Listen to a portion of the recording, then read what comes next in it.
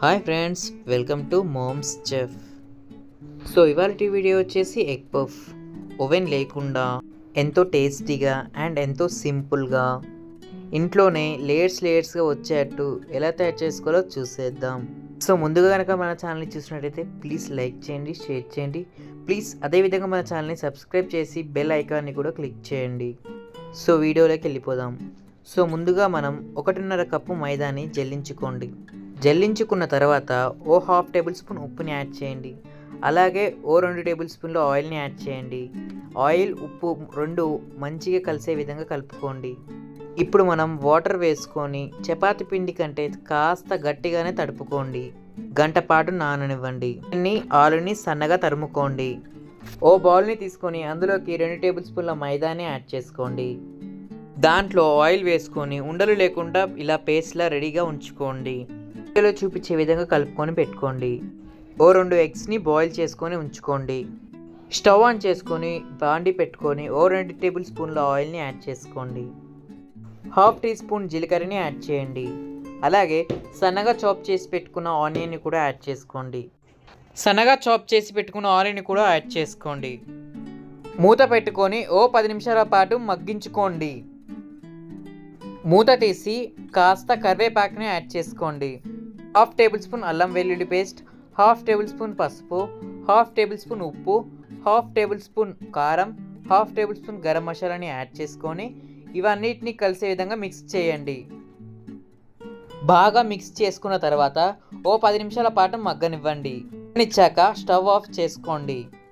ఇప్పుడు మనం ముందుగా తడిపి పెట్టుకున్న మైదాని 7 పీసుల్లా కట్ చేసుకొని పెట్టుకోండి. ఓ ముద్దని తీసుకొని చపాతీ కన్నా సన్నగా పెద్దగా రోల్ చేసుకోండి. అన్నిటినీ అలా రోల్ చేసుకున్న తర్వాత ఒక్కో చపాతీ స్లైస్ని మనం ముందుగా కలిపి పెట్టుకున్న మైదా పేస్ట్ని మొత్తం స్ప్రెడ్ అయ్యేలా అప్లై చేసుకోండి. 1 by 1 చపాతీని పేస్ట్ అప్లై చేస్తూ ఉంచండి, వీడియోలో చూపించే విధానంగా. ఇలా చేసుకుంటే మనకి పొరలుగా ఎగ్ పఫ్ చాలా క్రంచీగా వస్తుంది. కొంచెం కష్టమైన ఓపికతో నిదానంగా చేసుకోండి. ఏమాత్రం మిస్టేక్ వచ్చినా మనకి ఎగ్ పఫ్ సరిగ్గా రాదు. సో అలాగే 1 by 1 7 చపాతీలు లేయర్స్లా ఉంచుకున్న తర్వాత 4 సైడ్స్ ఈక్వల్గా కట్ చేసుకోండి. 4 సైడ్స్ కట్ చేసుకున్న తర్వాత 4 సైడ్స్ కట్ చేసుకున్న పిండిని పక్కకు పెట్టుకొని 4 పీసెస్లా కట్ చేసుకోండి. వీడియోలో చూపించే విధానంగా 4 పీసెస్లా కట్ చేసుకోండి. కట్ చేసుకున్న తర్వాత ఒక్కో పీస్ని తీసుకొని పక్కకు పెట్టుకోండి. నెమ్మదిగా రోల్ చేసుకొని ఇప్పుడు మనం ముందుగా తయారు చేసి పెట్టుకున్న స్టఫ్ని దానిపై ఉంచుకొని 1/2 ఎగ్ని కట్ చేసుకొని ఉంచుకొని 1 లేయర్ని మొత్తం కవర్ అయ్యేలా ఉంచండి. 2 సైడ్స్ని స్టిక్ చేసుకోండి వీడియోలో చూపించే విధానంగా.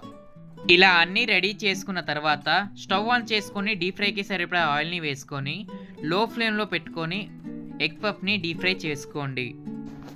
1 సైడ్ కుక్ అయిన తర్వాత రెండో సైడ్కి తిప్పుకోండి. రెండో సైడ్ కూడా కుక్ అయిన తర్వాత ఓ టిష్యూ ఉన్న ప్లేట్లోకి తీసుకోండి. అంతే అండి, ఎంతో సింపుల్గా అండ్ ఈజీగా ఎంతో క్రంచీగా ఎగ్ పఫ్ మనకి రెడీ అయిపోయింది. సో మరో కొత్త వీడియోతో మళ్ళీ కలుసుకుందాం. అంతవరకు సెలవు, నమస్తే.